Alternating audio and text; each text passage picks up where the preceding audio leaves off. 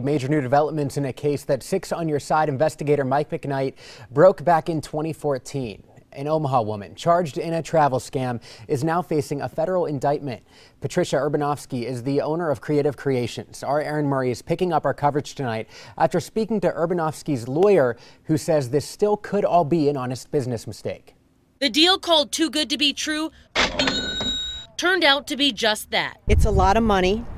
I'm just curious where the money went. I would like answers, truly answers. I was a victim of the vouchers, not only me, but my family, my sons, my daughter. After close to a year of investigating, a 17-page federal indictment comes against Patricia Urbanovsky, owner of Creative Creations.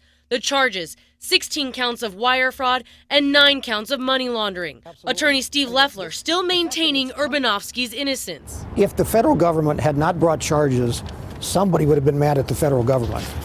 I mean, there's a small but very vocal percentage of the Omaha population that wants her to fry in hell. Through her company, Creative Creations, originally set up to do weddings, Urbanovsky started selling discounted airline travel vouchers in May 2014, under the guise that they were through Southwest Airlines.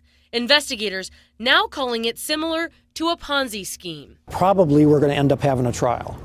And at the time of the trial, you guys will then make a determination whether it was a Ponzi scheme. I think most reasonable people would say, no, this was a business plan that unfortunately, because it got out of control, she lost control over it. More than 36,000 vouchers sold, but only 7,000 flights were paid out.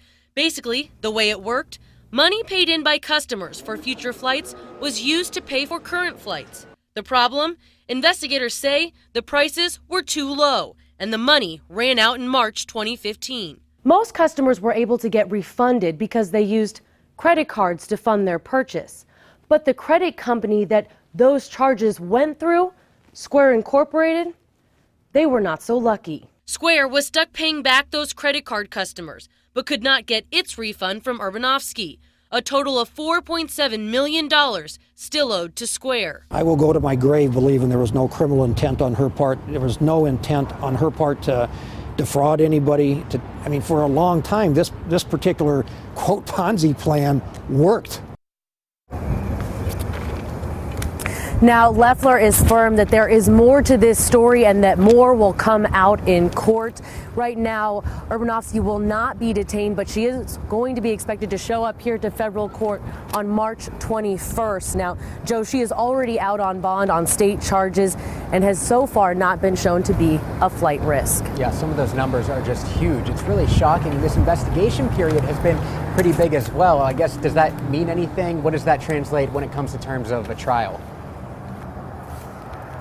It kind of does tell us a little something. Basically, we've been told from Loeffler that this is going to be a very paper-intensive case. He says, after already speaking to people on the other side, that they said they already have over 100,000 documents that they're going to be presenting when it goes to court. Yeah, a lot of work still to be done. All right, Aaron Murray live for us tonight. Thank you very much.